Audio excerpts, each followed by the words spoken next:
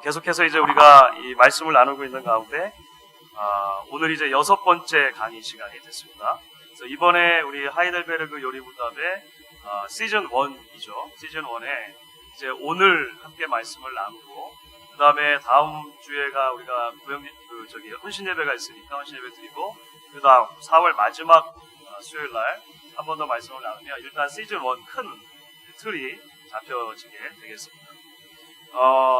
세상의 모든 종교, 특히 이제 고등 종교라고 할 수 있는 종교들은요, 거의 세계관에 가까운 그런 성격을 가지고 있습니다.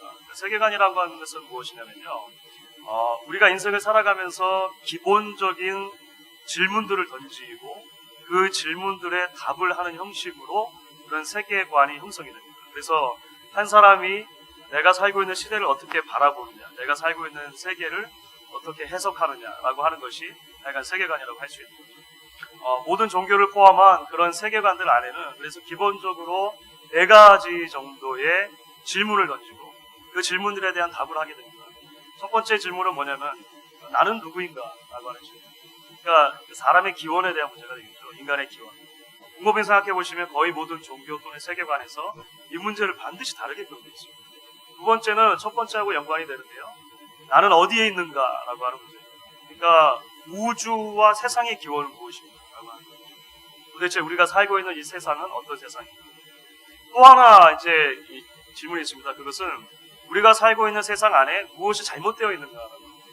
그러니까 죄와 악의 근원에 대한 문제. 도대체 왜 이 세상에 악이 존재하는가? 어떤 사람은 왜 이렇게 악해가지고 연쇄적인 그 범죄를 저지르고 우리 안에 이렇게 불공평, 불평등 이런 게 존재하는 이런 거 있잖아요. 그런 문제를 세 번째로 꼭 던지게 돼 있습니다. 마지막은 그러면 뭐가 될까요? 그런 문제를 어떻게 해결할 것인가에 대한 대책이 있어야겠죠. 그래서 모든 종교와 모든 세계관에서는 이 4가지 기본적인 질문에 대해서 계속해서 질문을 던지고 계속해서 답을 해나가는 과정이 되는 것입니다. 인간의 기원에 대해서, 우주와 세계의 기원에 대해서, 악의 기원에 대해서, 그러면 구원은 어떻게 얻는가에 대해서 질문을 한다는 것이죠. 성경도 이 4가지에 대해서 4가지 질문에 대한 답을 해줍니다. 그런데 성경이 던지는 답은 3가지 큰 틀을 가지고 그 질문들에 대한 답을 주고 있는데요. 그 3가지 큰 틀이 뭐냐면 창조와 타락과 구속이라고 하는 것입니다. 그래서 이전에도 구약 성경을 공부할 때 또 성경 전체를 개요할 때도 여러 번 제가 말씀을 드렸습니다. 이것은 굉장히 중요한 거예요. 그러니까 창조, 타락, 구속이라고 하는 큰 우리 그 성경의 흐름을 이해하는 것이 굉장히 중요하다는 것이죠. 자, 하이델베르 요리문답과 관계해가지고 우리가 지금까지 오는 동안 이제 무슨 이야기를 한 거냐면요. 하나님께서 본래 창조하신 것은 아무런 문제가 없었다는 것이죠. 아무런 문제가 없었다는 것이죠. 그런데 인간이 스스로 선택하여 자발적으로 죄를 짓게 되었고 그 죄의 결과로 타락이 있고 타락이라고 하는 것에서부터 모든 문제가 생겨나기 시작했다라고 하는 것이 이제까지 계속 이야기를 하는 것이었습니다. 그래서 그 타락의 영향 아래에 있는 인간이 얼마나 비참한가. 그래서 그 타락의 비참함에 대해서 이제 사실 몇 주에 걸쳐서 우리가 이야기를 했고요. 그러면서 점점 이야기가 어디로 좁혀졌냐면 그러면 어떻게 구원을 받을 수 있는가? 우리 안에서 그 구원을 만들어낼 수 없으니까 구원이 외부로부터 주어져야 되고 외부로부터 구원을 줄 수 있는 중보자가 필요하다라고 하는 것이 지난주까지의 내용이었습니다. 이게 잘 요약이 된 것 같습니다. 그만 생각해도 탁월하죠. 어떻게 이렇게 요약을 그러니까 지난주까지 그렇게 온 거예요. 그래서 중보자가 필요하다. 특별히 우리가 지난주에 그 중보자를 이야기하면서 온전한 하나님이며 온전한 사람으로서 중보자가 필요하다 이런 얘기를 했지 않습니까? 자, 이제 오늘 우리가 그 모든 틀 안에서 자연스럽게 연결되는 질문은 무엇이냐면요. 그렇다면 조금 더 그 중보자의 자격에 대해서 이야기를 해보자는 것입니다. 중보자가 온전하신 하나님이고 온전하신 사람이라고 이야기했는데 왜 그런가? 왜 그런가? 라고 하는 문제를 조금 더 이야기를 해보고 이제 마지막 7주 마지막 시간에는 그 중보자를 믿는다는 게 도대체 무엇인가?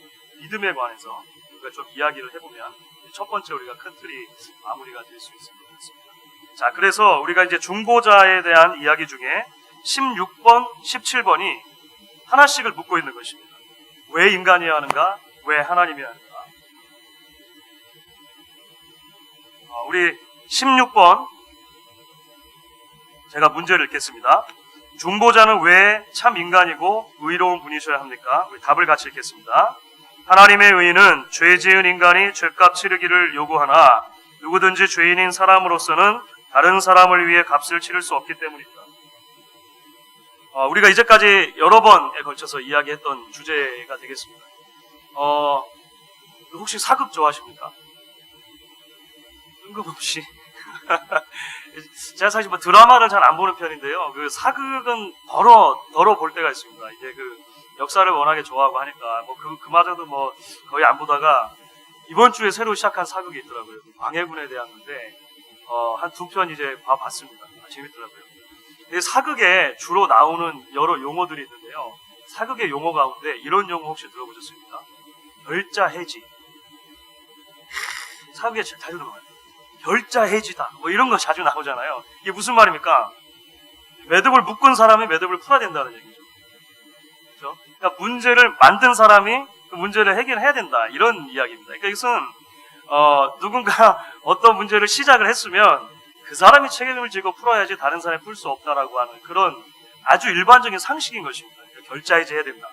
이런 거 많이 나와요. 많이 나오는데 그것이 상식이라는 것입니다. 그러니까 어떤 사람이 어떤 문제를 저질렀을 때 또는 죄라고 할 수 있겠죠. 잘못을 저질렀을 때 그 잘못을 저지른 사람이 그 문제에 대한 책임을 지고 해결한다라고 하는 개념은 누구나 생각할 수 있는 상식적인 개념이라고 하는 겁니다. 그리고 이것이 하나님의 의라고 하는 개념하고도 연관이 되는 거예요. 하나님의 의라고 하는 개념.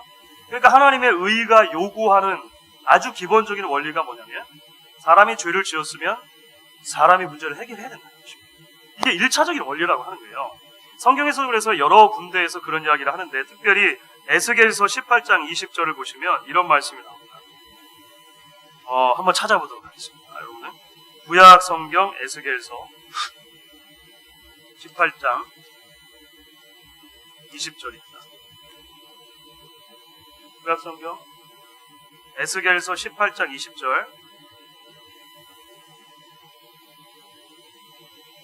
찾으셨으면 같이 한번 읽어볼게요. 에스겔 18장 20절입니다. 1175페이지 제 성경으로는 그렇게 있는데요. 한번 같이 읽어보겠습니다.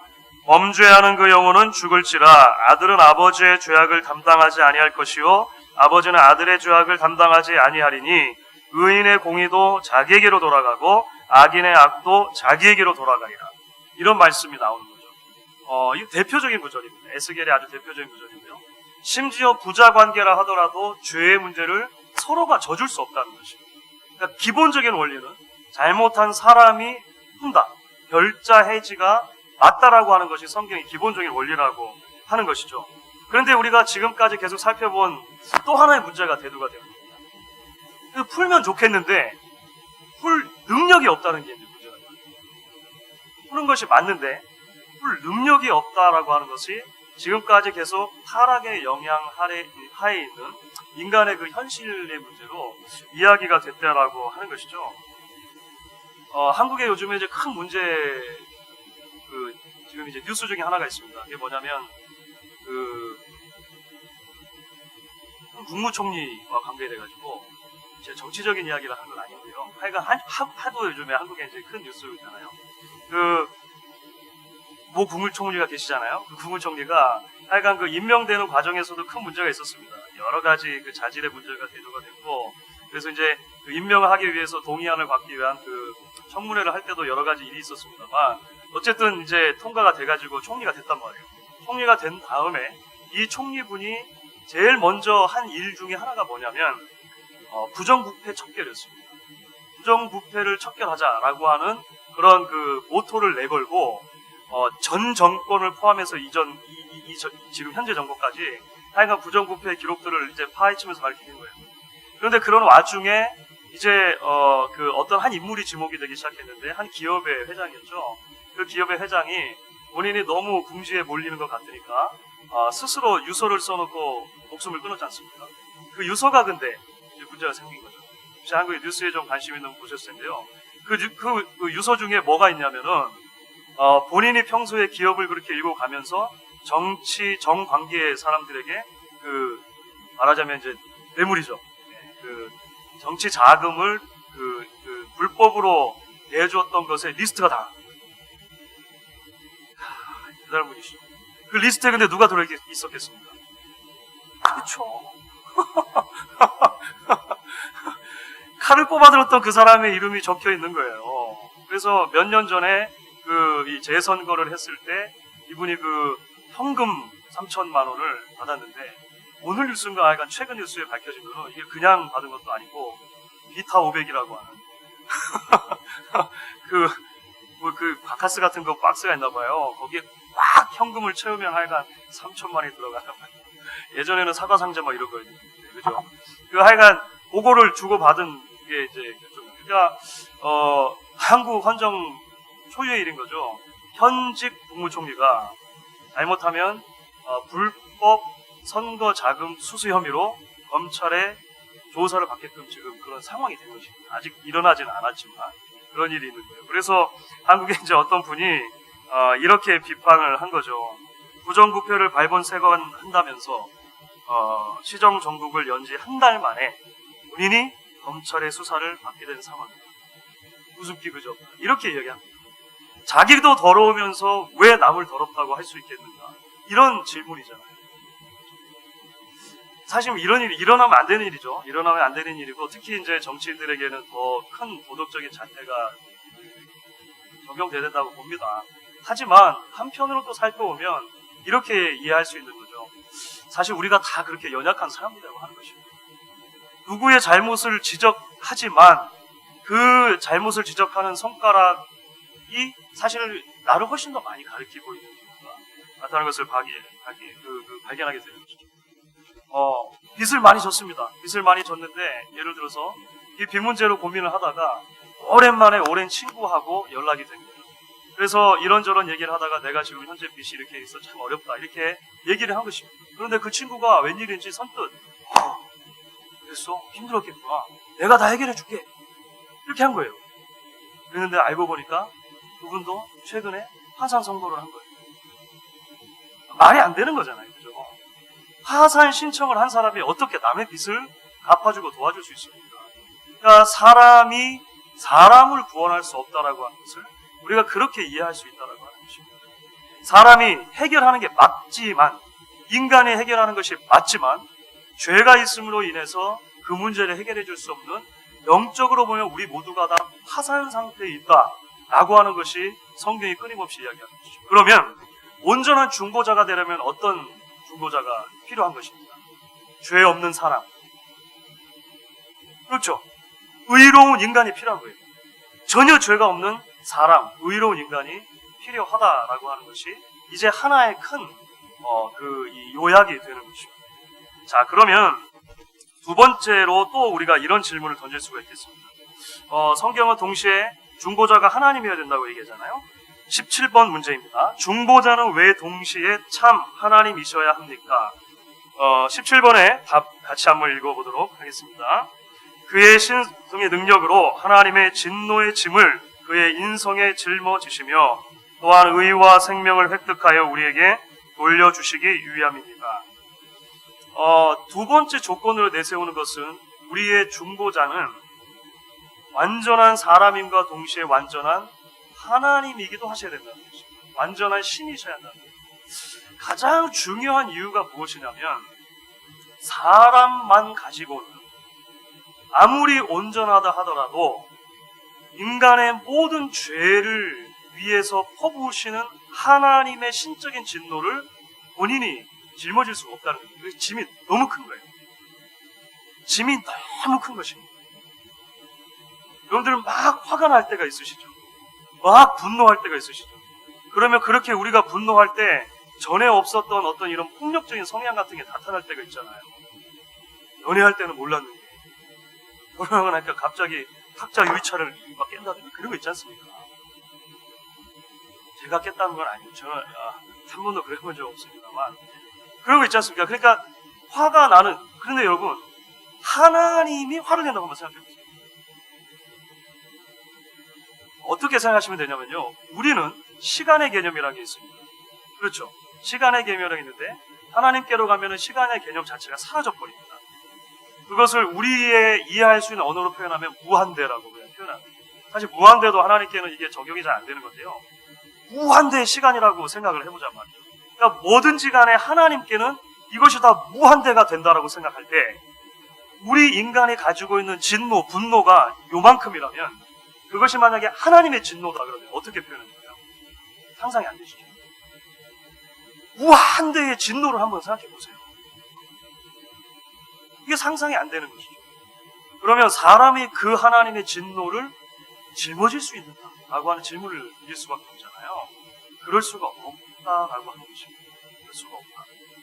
사실 이 진노하시는 하나님, 화가 나 있는 하나님에 대한 개념이 우리에게 조금 어색할지도 모르겠습니다. 왜냐하면 이제 우리는 사랑의 하나님이라고 하는 개념이 훨씬 더 이렇게 듣기도 좋고 가깝지 않습니까? 하지만 성경에는 하나님을 끊임없이 질투하는 하나님으로 그릴 때가 있어요. 그리고 그 질투하는 하나님의 성품이 뭐냐면 질투하기 때문에 진노하시는 거죠. 화를 내는 거죠. 그래서 신명기 4장 24절 같은 경우에는요. 제가 한번 읽을 텐데요. 내 하나님 여호와는 소멸하는 불이시요 질투하시는 하나님이시죠. 그리고 이게 신명기의 말씀입니다.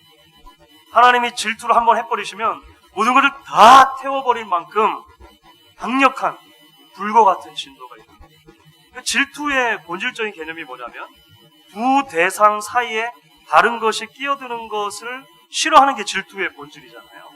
하나님은 하나님과 우리 사이에 다른 그 어떤 것도 끼어들기를 원치 않으셨던 거예요. 그 어떤 것이 끼어들었을 때 하나님은 질투하시고 진노하시는 거죠. 이 미국 땅에 1700년대에 그 거대한 부흥이 있었습니다. 거대한 부흥. 그래서 그 부흥을 미국 역사에서는 또는 종교사에서는 1차 대각성 운동이라고 Great Awakening, 그러니까 영적으로 이 완전히 깨어났던 시기가 됩니다. 그 1차 대각성 때 사실은 우리 필라델피아도 그 영향 아래 들어있었습니다. 그 보스턴, 매사추세츠부터 출발을 해가지고요. 특별히 이제 그 위필드라고 들어보셨습니까? 영국의 설교자였는데 감리교의 설교자죠.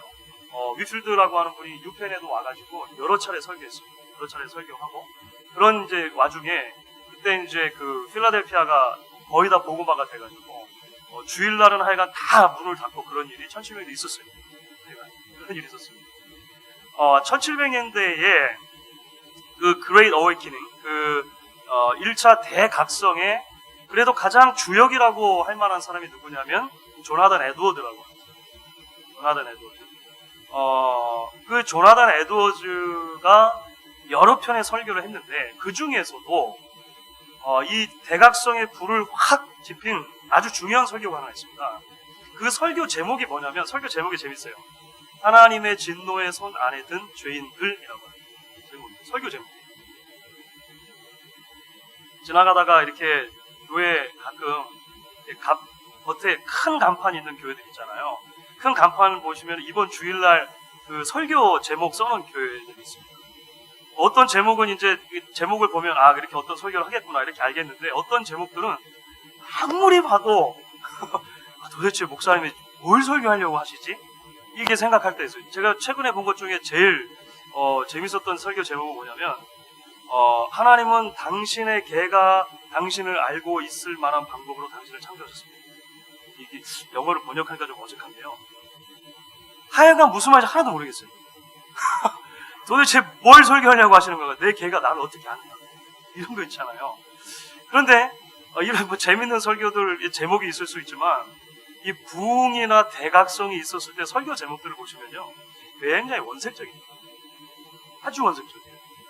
굉장히 복음적이고 그렇습니다. 특별히 이 조나단 에드워즈 설교. 진노하시는 하나님의 손 안에 든 죄인들. Sinners in the hands of angry God. 그 원래 제목 그대로 씁니다. angry God이죠. 화난 하나님.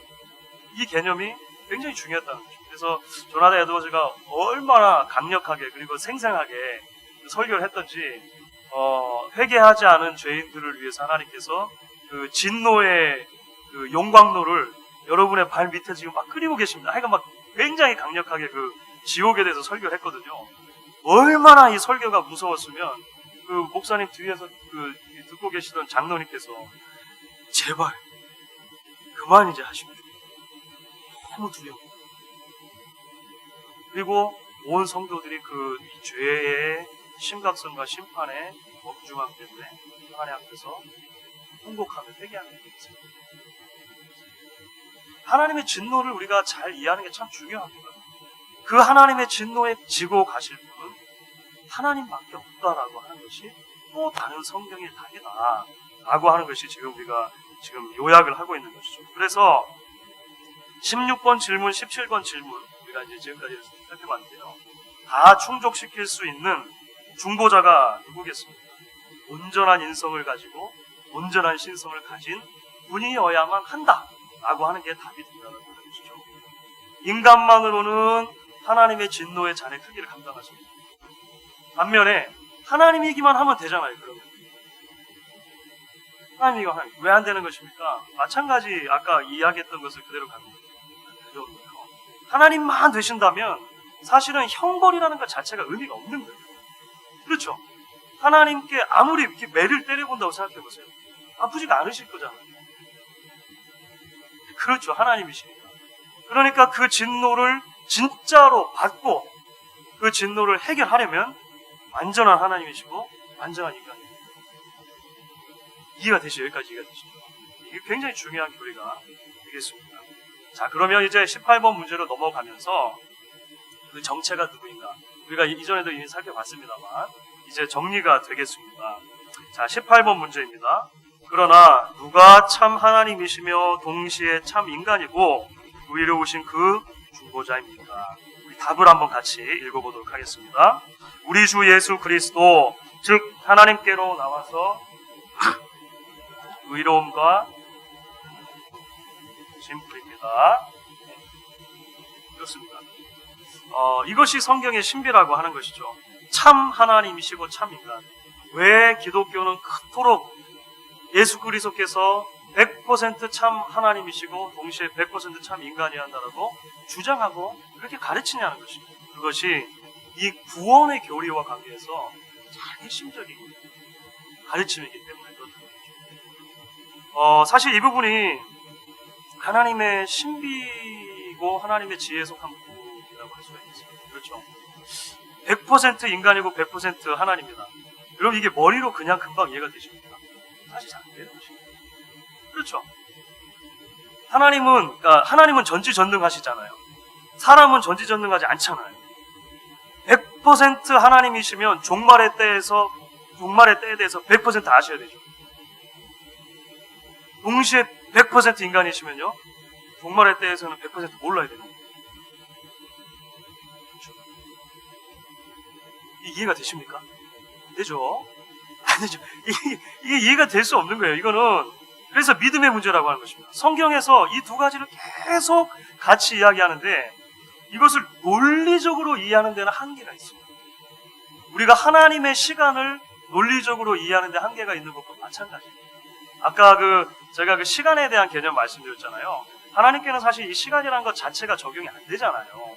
그런데 우리는 어쩔 수 없이 논리를 가지고 설명해야 되는 몇 가지 부분이 있는 것입니다. 그렇죠? 우리가 예수님께서 오시기 전에, 예수님이 재림하시기 전에 만약에 이 세상을 떠나게 됩니다. 그렇죠? 그러면 우리는 어디 갑니까? 우리가 예수를 믿다가 죽었어요. 그럼 어디 갑니까? 천국 가죠. 그렇게 믿으시죠? 그런데 예수님이 다시 오실 때까지는 천국이 없는 거잖아요.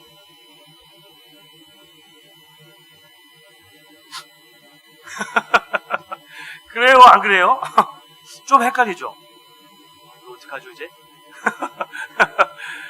사실 요리문답들을 포함해가지고요, 오랜 기독교 전통에서 이것을 그래서 논리적으로 설명하려고는 해왔습니다. 웨스트민스터 신앙 고백서 같은 부분, 본문에 보면 그래서 이런 부분을 어떻게 설명하냐면요. 우리의 기준으로는 설명이 돼야 되잖아요. 그러니까 우리가 죽어서 천국을 가긴 가야 되는데 예수님이 오시면은 우리의 몸이 다시 부활해가지고 진짜 천국에 갈 거잖아요. 그 중간을 어떻게 하냐 말이죠. 그래서 어떤 개념을 가지고 오냐면 낙원이라고 하는 개념을 가지고 설명하는데요. 전통적인 기독교 개념이죠.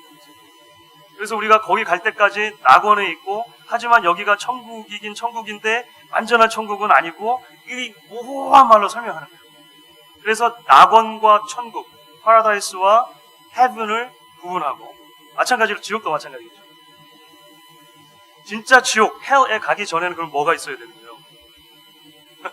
그걸 음부라고 하는 거예요. 그걸 음부다 이렇게 이제 설명을 한 것입니다.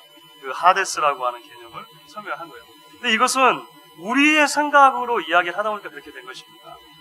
정말로 하나님께도 그렇게 적용이 될까요? 저는 그렇게 생각해요. 하나님께는 시간 자체가 적용이 되지 않는 것입니다. 이것은 우리의 개념인 것이고 하나님께는 시간의 자체가 성립이 안 돼요. 블랙홀이라든지 시간을 넘어서는 여행 이런 거 혹시 얘기 들어보셨습니까? 최근에 그런 거와 관련된 영화가 하나 나왔어요. 인터스텔라라고 하는 영화 있어요. 한국에서는 그거 굉장히 많이 봤다고 하더라고요. 아이들 과학 공부시킨다고 부모님들이 다 데려가지고. 영화는 영화인데. 하여간 거기에 보면 아주 재밌는 게 나옵니다. 여기다 점을 하나 찍고 여기다 점을 하나 찍어요. 여기 점에서 여기 점까지 가는 길이가 만약에 1억 광년이라고 생각해 본단 말이죠. 블랙홀이라는 건 뭐냐? 공간이 이렇게 해가지고 이 점과 이 점이 만나는 거예요. 그러면 같은 시간에 존재하죠. 어려우시죠? 저는 하나님께는 그렇게 된다고 뭐 이렇게 과학으로 우리 설명할 수 없는 거지만 하나님께는 우리가 우리의 언어로 이게 적용이 안 되는 거잖아요. 해설이 사실 이제 설명이 잘 안 되는 부분이 있는 거잖아요. 그렇게 설명하다 보니까 된 것입니다. 예수 그리스도께서 100% 인간이고 100% 사람입니다. 마찬가지죠.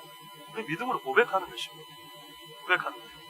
다만 기독교 역사 속에서 이 둘 중에 하나를 조금이라도 손상시키려고 했을 때 이것은 문제가 있습니다. 문제가 있습니다. 이렇게 그 공의회에서 결정을 했던 것이 이제 초대교회부터 지금까지 이어지는 이단 간별의 역사를 합니다. 초대교회는 그렇게 이단을 간별하기 시작했어요. 그러니까 처음부터 이단이 있었는 것은 아니었을 거 아닙니까? 그렇게 생겼는데 누군가가 조금 이 부분을 잘못 이해하고 누군가가 조금 이 부분을 잘못 이해했을 때 그것에 대해서 이렇게 가지치기를 해나갔다라고 하는 것입니다. 심지어 신약 성경이 기록된 성경 안에도 그러한 증거 정황들이 있어요. 그러니까 이미 신약교회가 이제 막 커나가기 시작했을 때 초대교회 안에 그런 잘못된 가르침들이 들어왔고 이렇게 가르치는 것은 잘못이다라고 이야기를 했는데 그 중에 특별히 연관된 것이 그리스도의 신성 인성에 관해서 얘기가 된 것입니다. 대표적인 이단 중에 하나가 뭐냐면 그 예수 그리스도의 인성만을 강조하는 경우가 됩니다. 예수님은 원래는 진짜 인간만이었는데 그냥 하나님인 것처럼 보였다. 하나님인 것처럼 보였다라고 하는 것입니다. 그러니까 좀 이렇게 다른 사람보다 조금 더 높은 경지에 올랐을 뿐이지 그냥 인간일 뿐이었다. 이렇게 이야기하는 부분들이 있었습니다. 반대도 마찬가지죠. 하나님만을 강조하는 경우도 있을 수 있겠죠. 그래서 이제 그 특별히 그런 정황을 볼 수 있는 것이 요한 1서입니다. 그래서 이제 초대교회 존재했었던 이단의 실체를 볼 수 있는 그 신약 성경의 서신서들 중에 아주 중요한 서신서가 요한 1서인데요. 요한 1서에 보시면은 이런 말씀 저런 말씀이 나오고 특별히 이제 그 예수님의 그 이 육신으로 오심에 대해서 강조하면서 그것이 요한 1서 4장 2절과 3절이 돼요. 그래서 그리스도께서 육체로 오심을 부인하는 자마다 다 적그리스도를 따르는 자다. 굉장히 강력하게 이야기를 하죠. 이런 이제 이야기들이 있었다는 것이죠. 자, 그러면 요것은 일단 이렇게 놔두고 조금 넘어가서 이제 계속 그 중보자에 대한 설명을 좀 해보도록 하겠습니다. 우리에게 중요한 것은 이것입니다. 디모데전서 2장 5절 말씀인데요. 여러분들 그 한번 같이 읽어보도록 하겠습니다. 적혀져 있는 부분을 같이 읽도록 하겠습니다. 하나님은 한 분이시요 또 하나님과 사람 사이의 중보자도 한 분이시니 곧 사람이신 그리스도라. 기독교의 진리 가운데 우리의 중보에 대한 개념 중에 이 부분을 우리가 기억하는 것이 굉장히 중요합니다. 예수 그리스도만이 하나님과 사람 사이를 연결할 수 있는 유일한 중보라고 하는 것을 여러분들 기억하는 것이 굉장히 중요합니다. 왜냐하면 그분만이 온전한 하나님이시고 동시에 온전한 인간이시기 때문인 것이죠. 우리가 지금까지 살펴본 이 모든 것들을 다 이해하신다면 우리는 당연히 그렇게밖에 결론이 나올 수 없는 거예요. 그렇죠? 온전한 하나님, 온전한 인간이 되시려면 예수님밖에 없다는 것입니다. 문제는 뭐냐면 오랜 역사 속에서 예수 이외의 중보자를 자꾸 채워 넣으려고 하는 또는 추가하려고 하는 경향들이 있어 왔다는 거예요. 대표적인 건 이제 카톨릭의 문제였다는 거죠. 카톨릭의 문제에서는 예수 그리스도 외에 사실 이제 여러 중보자를 이제 이야기를 하는데요. 그 중에서도 가장 큰 그 중보자가 누구겠습니까? 마리아, 성모. 사실 이제 마리아를 그래서 그 카톨릭에서는 하나님의 어머니라고 하는 아주 중요한 우유명사를 부르는데 이것은 이제 잘못된 교리가 됩니다. 그러니까 이 하나님의 어머니라고 하는 말 속에 뭐가 들어있는 거냐면요. 마리아가 예수 그리스도를 잉태했을 때 마리아 자체가 흠이 없고 죄가 없는 가운데서 잉태했다는 것입니다. 그리고 예수를 출산한 다음에도 마리아가 계속해서 죄가 없는 상태로 머물러 있었다. 그리고 그렇게 계속 머물러 있다가 결국은 심지어 죽음을 보지 않고 마리아가 하나님께로 구원을 받았다라고 가르치는 경우들도 있습니다. 그러니까 이제 정말 이게 신모가 된 거죠, 신모. 그렇죠. 그래서 이 마리아와 예수 그리스도가 두 중보가 되는 거예요. 더블 중보가 됩니다. 그래서 다 기도할 수 있는 거예요. 그래서 이제 그 가톨릭의 그 기도문을 보시면 성모 마리아여 우리를 위하여 기도소서 이렇게 하는 기도문들이 있는 거죠. 마리아가 우리를 대신해서 이렇게 중보해 줄 수 있는 거죠. 예수 그리스도나 마리아급은 아니지만 또 다른 중보자들의 보조를 이야기합니다. 그것이 순교자들과 성인들입니다. 그래서 1절에도 한번 말씀드렸습니다만 그 큰 성당들 한번 가보십시오. 큰 성당들에 가보시면은 오래된 그 전통적인 성당들에 가보시면 그 안에 기도문들이 여기저기 걸려 있는데요. 그 기도문들 가운데 많은 기도문들이 그 성인에게 하는 기도문이에요. 성인에게. 그리고 대개는 그 앞에 이제 성인의 그 상이 있습니다. 성상이 있고 그 성인에게 성인 누구누구요 나를 위하여 기도소서 라든지 그래서 그 사람을 통해서 하나님께 기도하는 이런 여러분들이 이제 들으시면서 이렇게 이해가 되시잖아요. 아 이건 안 되겠구나. 예수 그리스도만이 우리의 중보자신데 이런 것은 참 안 되겠구나. 잘못된 가르침이구나. 여러분 느끼시잖아요. 저는 여기서 조금 한 발 더 나가보려고 하는데요. 사실 이제 오늘날 우리 개신교 안에서 이런 그 카톨릭주의로 회귀하려고 하는 경향들이 더러 나타납니다.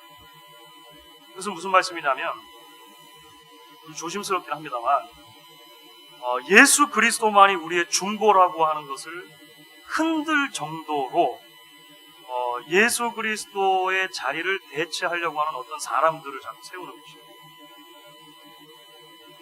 가장 1순위에 오르는 사람이 담임 목사가 됩니다. 자, 우리 좀 깊이 생각해 볼 필요가 있습니다. 우리가 개업을 한다든지 이사를 한다든지 해가지고 입주를 한다든지 했을 때 담임 목사를 모시고 예배를 꼭 드려야 하는 이유가 무엇입니까? 하나님 은혜 감사하게 해서 그것이죠, 여러분. 다 그러시죠? 이제까지 인도하신 하나님의 은혜에 감사하고 앞으로 더욱더 하나님을 위해서 내가 살겠습니다. 그러한 함께 드리는 예배의 자리로 우리가 나아가는 것은 바람직한 것입니다. 그렇죠? 그렇게 예배할 수 있습니다. 하지만 이 예배가 조금 목회돼가지고 목사가 와서 강복을 해줌으로 그 자리에 복이 임할 것입니다. 목사가 와서 그 자리에 축복을 해줌으로 앞으로 더 사업이 잘 될 것이라는 것을 바라고 만약에 예배를 드린다면 이것은 다른 중보를 생각하는 것과 굉장히 흡사합니다.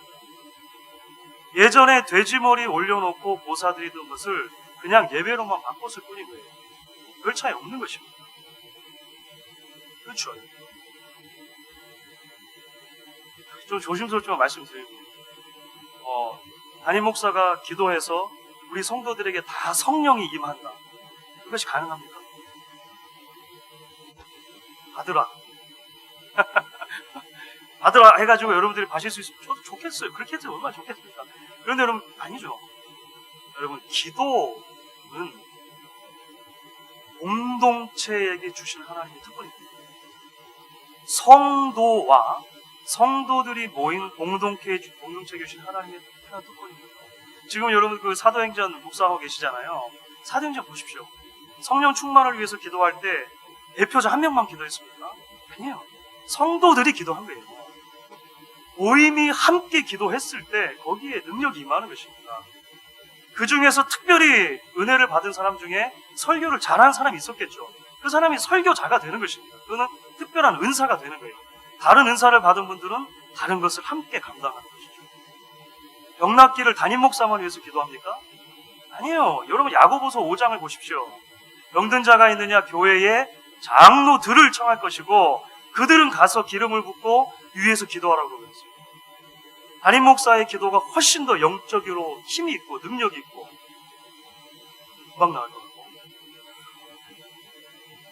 저도 바란다니까요. 저도 바라는데 그것이 성경적인 원리가 아니라는 것입니다. 그렇죠. 그 자리에 예수 그리스도만이 중보라고 하는 자리를 만약에 조금이라도 허무는 것이라면 그것은 그냥 다 무너져야 됩니다. 무너져야 됩니다.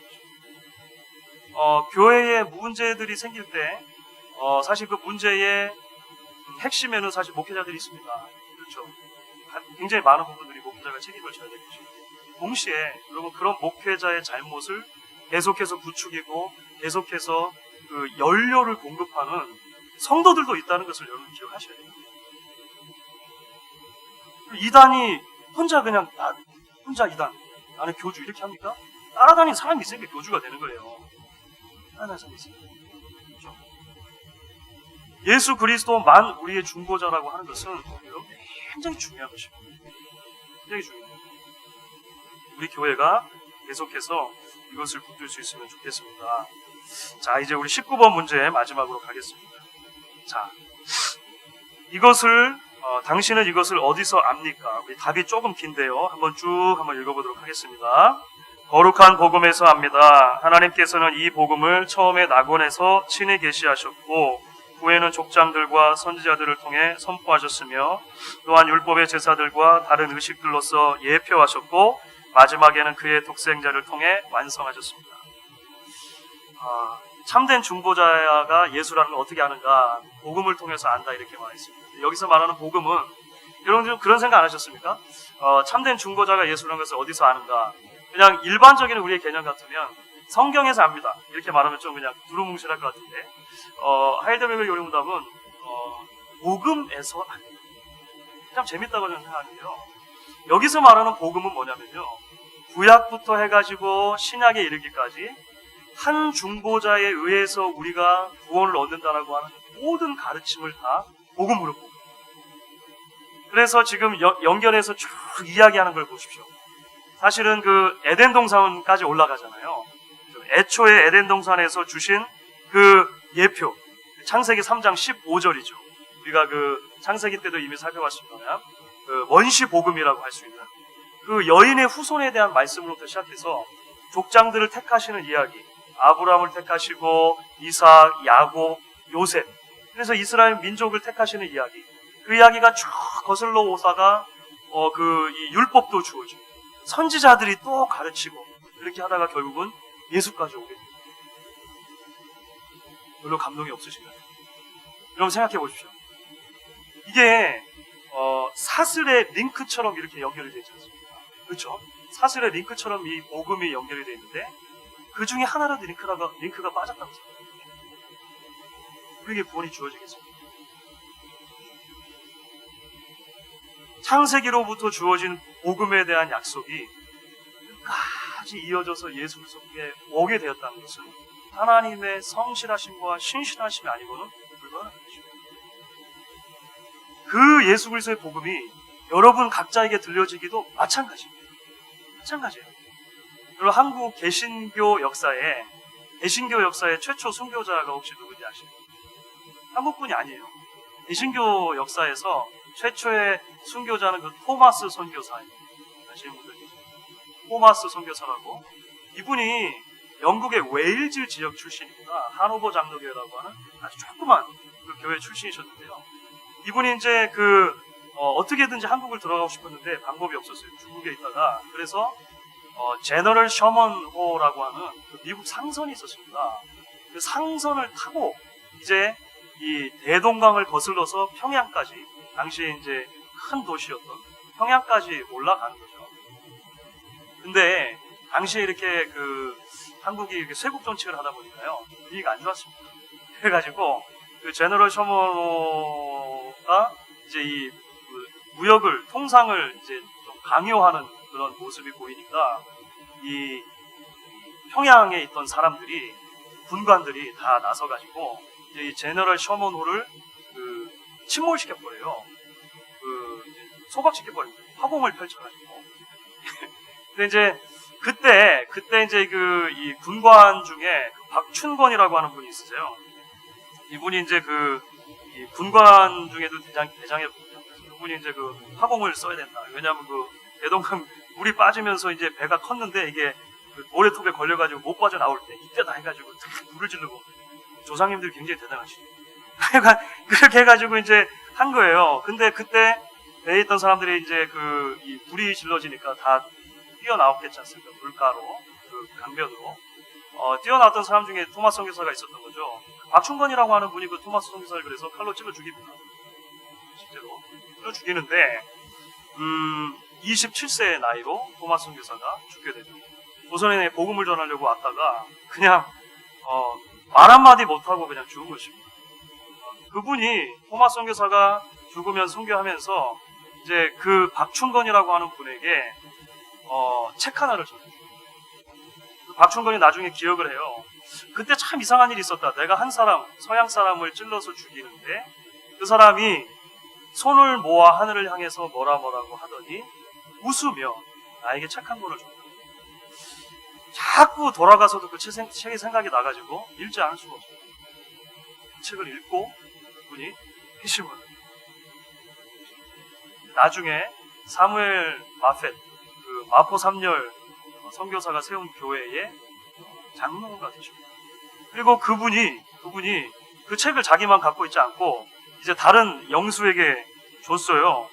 박영식이라고 하는 분에게 줬거든요. 이분은 이게 책을 이렇게 살펴보다가 이 책이 질이 좋거든요. 그래가지고 이게 자기 집 벽에다가 도배를 했어요. 이 책을 가지고. 성경책이 워낙에 질이 좋으니까 도배를 다 해놨는데 누워도 보이고 일어나도 보이고 항상 보이잖아. 보다 보니까 또 이분이 예수를 믿게 된 거죠. 그래가지고 나중에 이 박영식이라고 하는 분이 자기 집을 마포 3열 선교사가 왔을 때 교회를 내놓습니다. 그 교회가 널다리 교회 또는 널다리 꼴 교회가 되고 나중에 그 교회 이름이 장대현 교회로 바뀝니다. 장대현 교회는 길선주 목사님에 의해서 평양 대부흥을 일으켰던 산식이죠. 몰랐죠? 소름이 끼치지 않습니다. 그 링크 중에 하나만이라도 비틀어졌다면 저와 여러분에게 복음이 왔겠습니다. 근데 하나님께서는 우리가 이해할 수 없는 놀라운 방식으로 이렇게 이어서 그 복음이 나에게까지 오게 하셨습니다. 내가 예수를 믿은 거죠. 기적인 거예요. 기적인 거예요. 심지어 모태신앙이라고 하더라도 그냥 믿게 된 거 아닙니다. 그러한 신앙의 고리들이 하나님의 이해할 수 없는 방식으로 나에게까지 와서 복음이 전해지게 되고 하나님의 자녀가 되었다라고 하는 것이죠. 하나님의 계획과 신실하심을 우리가 다시 찬양할 수밖에 없는 것입니다. 하나님의 구원을 생각할 때 감사하지 않을 수 없는 이게 제목이 된다라고 하는 것이죠. 이것을 함께 붙드는 여러분들 되실 수 있기를 바랍니다.